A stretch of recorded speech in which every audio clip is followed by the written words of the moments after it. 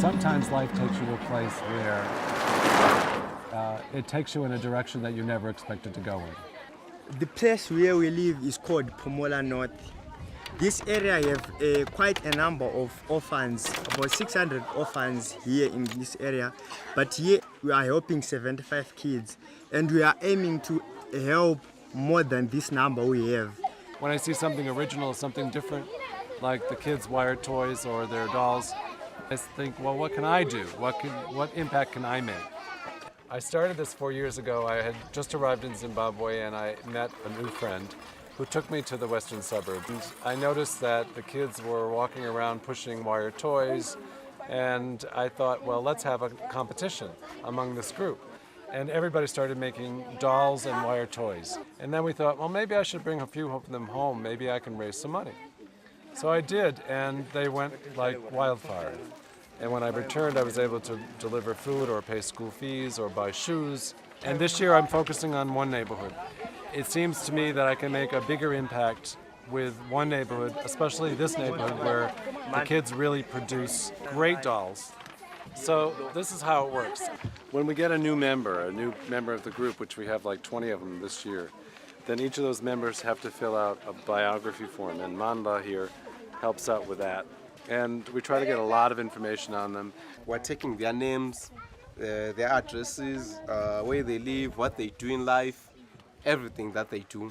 Like, for example, we want to know who they live with, we want to know their ages, we want to know almost everything about them. Once we have that, then we develop a paragraph about the kid. And so every year we have to go and kind of review what we have to make sure it's all accurate. But Manla here does a lot of that kind of work. My role with the kids is I'm doing psychosocial support and life skills. Like, for example, a kid should be strong mentally, physically, and socially, so that a kid should be able to live in the community. It should be like a coping kid with the community where they're living. So we like groom them so that they grow up and they know they become responsible people in the community. The children all make a doll with the help of Sipo, and some of the older children who have now moved on in age are now helping the younger children make dolls. And then I come here and I collect the dolls. That's terrific. Okay. Yeah, I like this one. What I do is I have to label each doll, give them a number. I take a photo of the child with a doll. I go home. I have to match up over 100 biographies with the photos, and then I take that and the dolls home. At home, I don't sell these at stores or that kind of thing because I want everyone to have a personal connection. And so what I do is I speak at churches, I speak at schools, and when someone wants to buy a doll, they see the doll, they see a picture of the child holding the doll, so they know the two are related.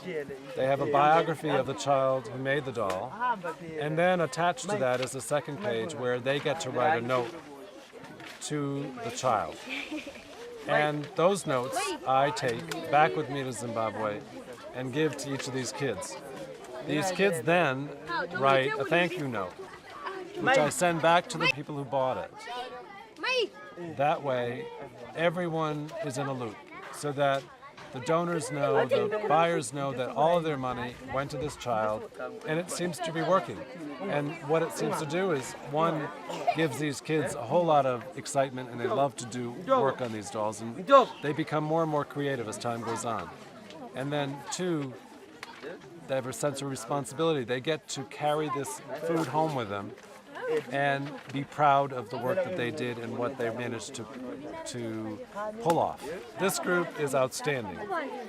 And now we have almost 100 children here in this one group, and the whole neighborhood's supporting us, And what we want to do next is try to have our own place to come to so that they can come and we can expand this to do other things. This year, everybody needs food. So far this year, I've made 6 deliveries, and you can kind of see a lot of the stuff that I'm bringing. And they get enough food for their whole family to last them 2 weeks a month, depending on the size of the family. Dennis is doing a great job because these kids are suffering a lot in this area. When Dennis came, everything was just going fine. So he's doing such a job. It is great. Ukhangela ubaba uDennis ngendlela osebenza ngayo, ngendlela othanda ngayo abantwana. uDennis usebenza kuhle, ufair. Ngalaza ukuthi uyacotsa abantwana njani njani, hayi. Khangela umuntu leqiniso. When I see a kid who's really working hard on a doll or receiving the food that I bring because they sold a doll, it makes me feel like, wow, I made an impact in this one child's life. When a child comes to me and he's sick and he's one of my kids and I can do something for him, I can buy medication or take him to a doctor, I made an impact in that one child. And in Africa, there's a lot of need. So I learned how to focus and try to target what only one person can do. And I try to do it the best I can.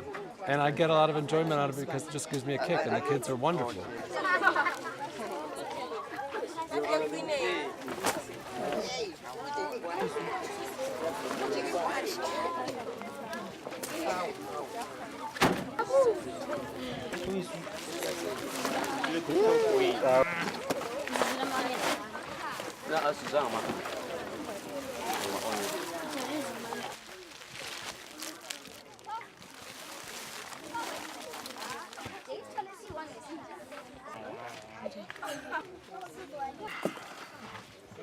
Take.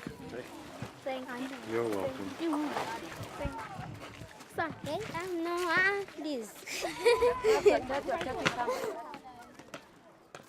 See, after 2.5 months now of them getting food, you see their skin start looking better.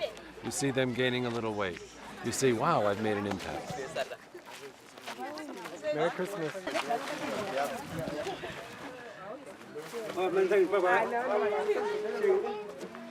Bye-bye.